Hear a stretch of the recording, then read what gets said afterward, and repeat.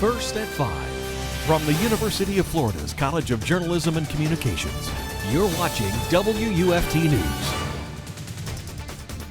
Developing now, former President Donald Trump could be taken into custody, announcing his predictions over social media, where he again rallied his followers to challenge his fate. We'll return to our top story in just a moment, but first, good evening and welcome back to WUFT News, First at 5. I'm Kennedy Mason. And I'm Julianna Reichenbach. Thanks for joining us. We missed you during break, but we're so glad to be back at the desk. Absolutely, so glad to be back, so thankful. Although it's a bit chilly for our first day of spring. It is cold, but thankfully WT's weather forecaster, Shawn Humphrey, joins us now. Shawn, talk to us. Well, I think I'm a bit too far east to say y'all, so thank you, Julianna and Kennedy. We've got winds all around north central Florida up to 18 miles per hour in Tallahassee and St. Augustine, and 23 miles per hour, in Daytona Beach. It's a bit chilly around us, and it's a bit chilly on campus today. 62 degrees is nice and cool, but as we head into the night, it's going to look a little bit colder as we get further into the hours of the night. Our hour-by-hour forecast shows that those temperatures getting lower and lower down to overnight lows of 42 degrees. I'll tell you more about those low temperatures in our full weather forecast, along with what you can expect for the rest of the week. But for now, the lows tonight around north central Florida, pretty consistent in the 40s around most of the area, down to 36 degrees in Perry and all the way up to 50 degrees in Cedar Key. Thank you. Back to y'all. Wow, thanks, Shawn. Definitely chilly tonight. A former president is bracing himself for potential consequences tomorrow, taking to social media to predict his arrest and rally his fans to protest.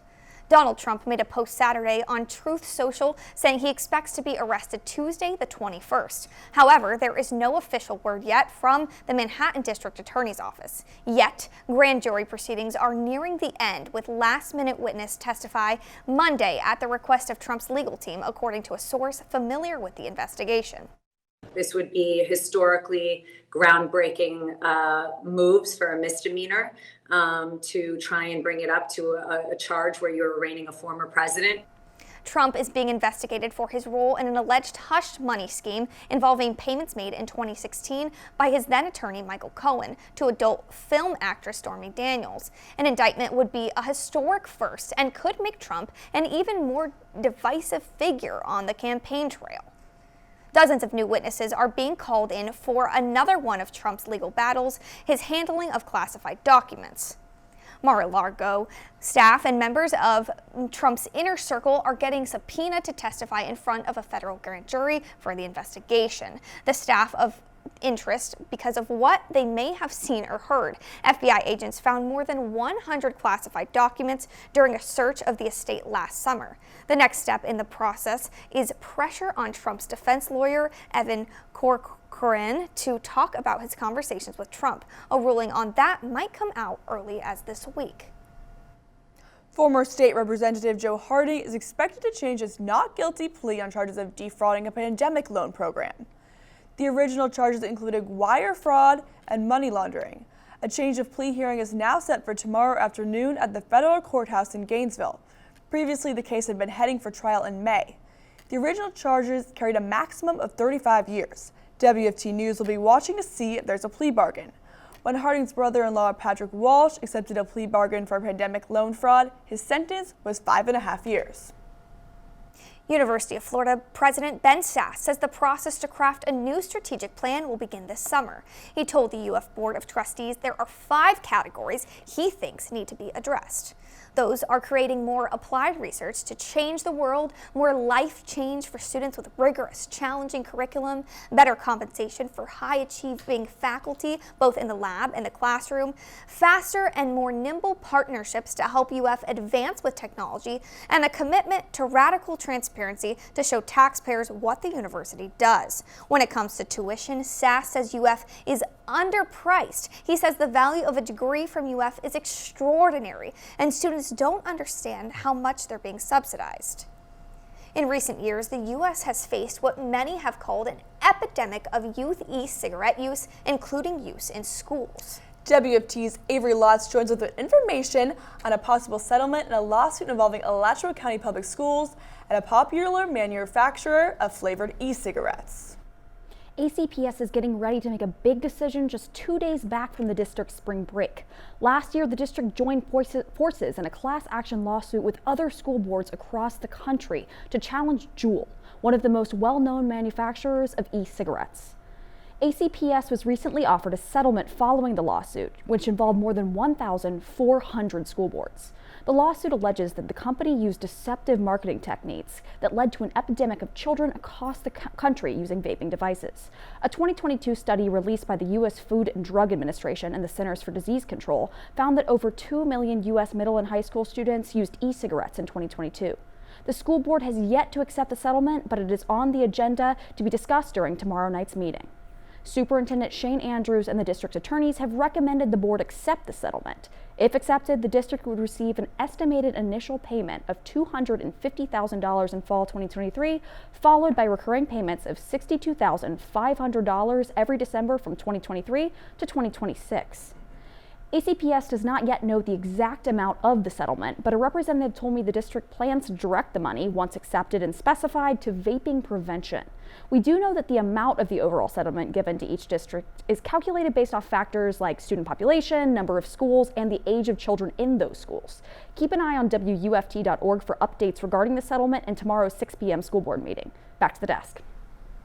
Thank you, Avery. The city of Gainesville is holding a community meeting tomorrow to inform residents about the status of the Gainesville Police Department's K-9 unit.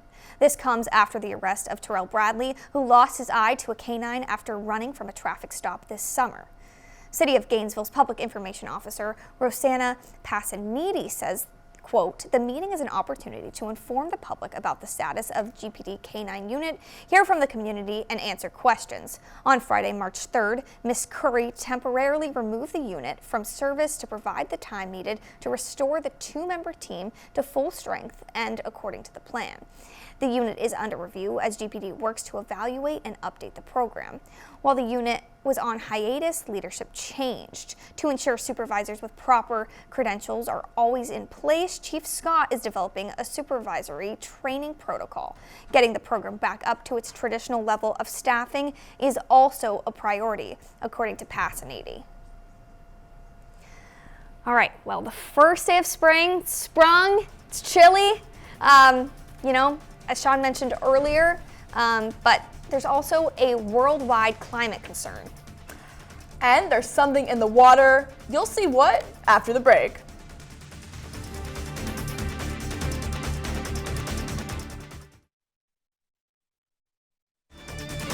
You're watching WUFT TV News.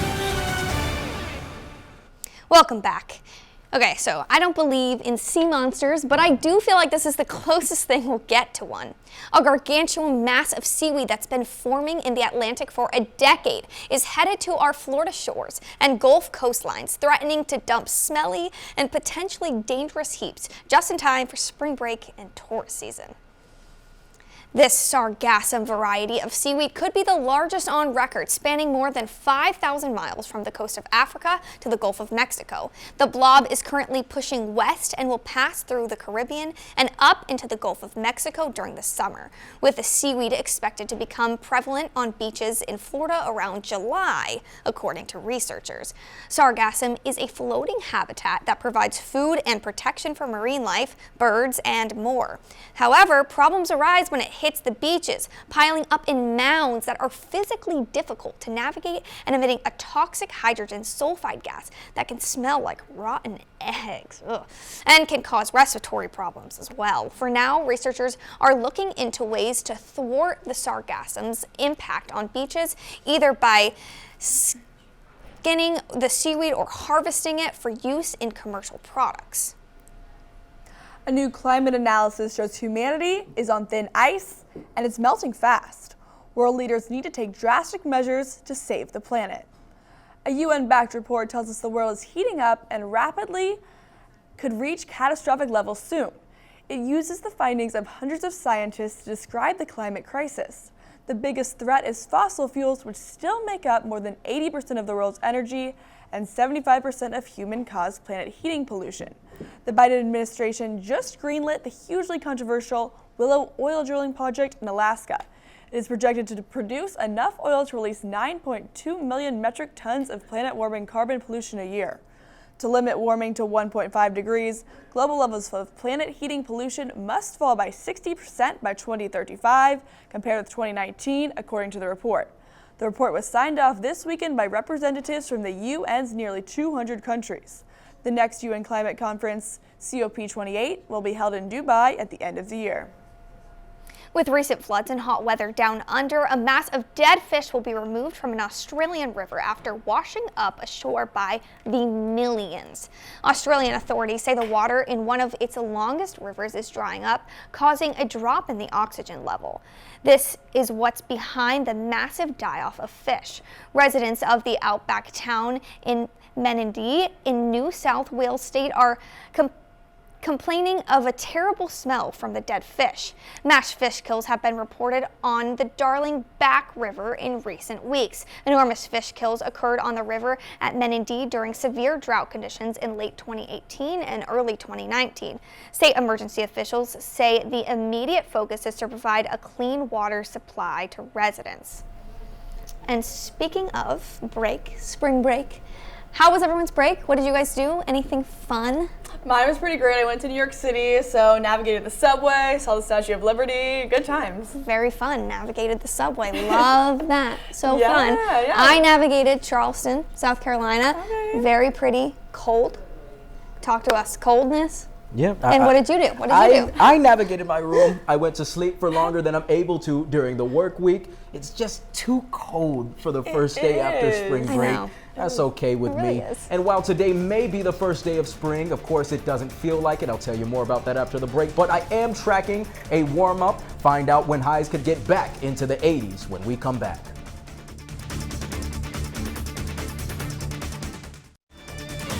You're watching WUFT TV News.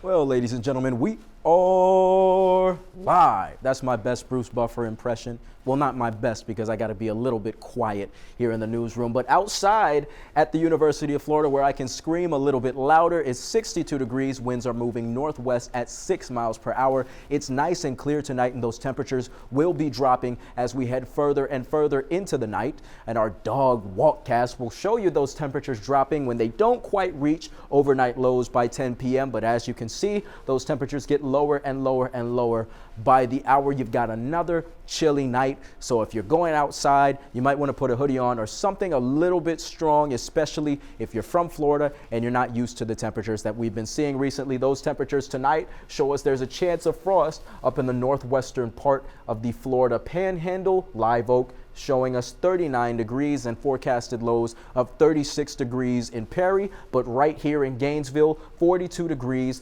up to 54 and 53 degrees on the East Coast from St. Augustine down to Daytona. Those temperatures getting higher as we move further east. Of course, 49 degrees in Jacksonville as well, but by tomorrow it will be turning warmer. Of course, we're going to wake up and it's still going to be a bit chilly, but those temperatures touching the 70s as we get into the day tomorrow. They didn't touch the 70s today, 62 about our high for the day, but as you get even further into the week, it gets even warmer. Tuesday's highs showing us 72 degrees in Gainesville and up to 75 degrees down south in the Villages. And if you head out west, 74 degrees in Cross City.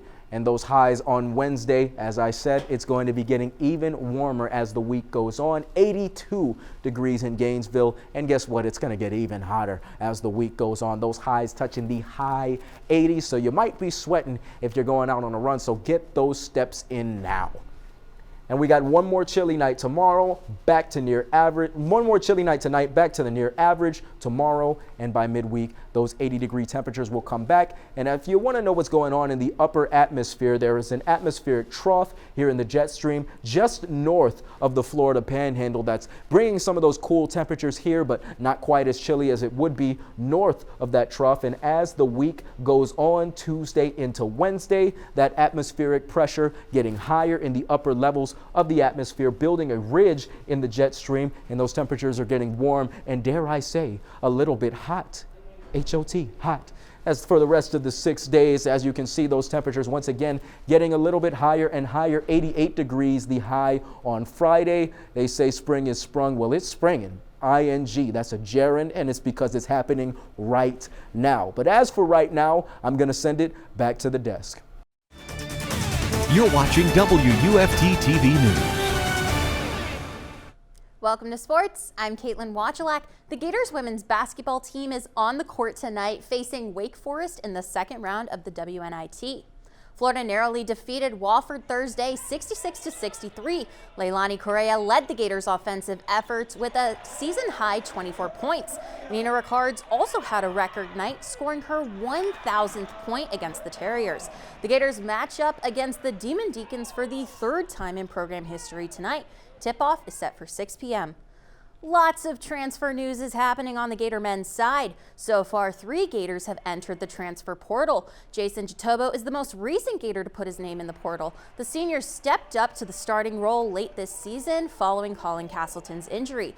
Both Koisi Reeves and Niles Lane enter the portal following the Gators' loss to UCF in the first round of the NIT. Reeves averaged 8.5 points per game this past season, scoring in double digits in 13 of the 31 games he played.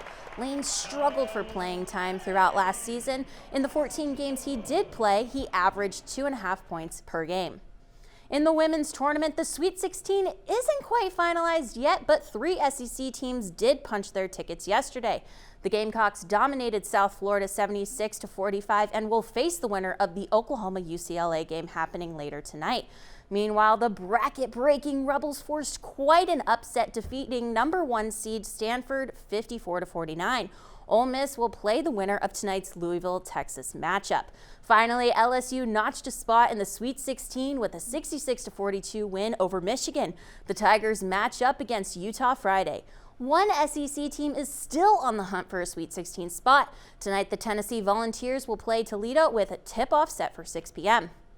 For the 12th time in program history, the third-ranked Gators gymnastics squad are SEC champions. Florida's successful season has been led by none other than Trinity Thomas. The super senior landed 2 10s in the conference championship meet, one on uneven bars and the other on floor. Thomas now has 27 career 10s under her belt, and she recorded her second season slam of her career after her uneven bars performance. As if that wasn't impressive enough, Thomas is one of 2 gymnasts to ever score 2 10s in a single SEC championship. Up next is regional action for the Gators beginning March 31st in Pittsburgh. Florida is the 2nd overall seed for the 2023 NCAA Gymnastics Championships. That's your look at sports. I'm Kaitlyn Wadulack. It's true that birds of a feather flock together, and one man is using his best birds to lift spirits in senior living homes. Military veteran Jeremy Pyatt is sharing his pet birds with a group of seniors. He and his fiancée bought and raised a couple of ducks as emotional support animals. Now the flock is at about 30 ducks. Pyatt is disabled and suffers from PTSD after serving for 10 years in the Navy and Army. Caring for the animals has helped bring him comfort as he navigates life. He visits senior living homes with his ducks to spread the joy to others. This fluffy and family-friendly duck delivery gig is Pyatt's new way of serving his community.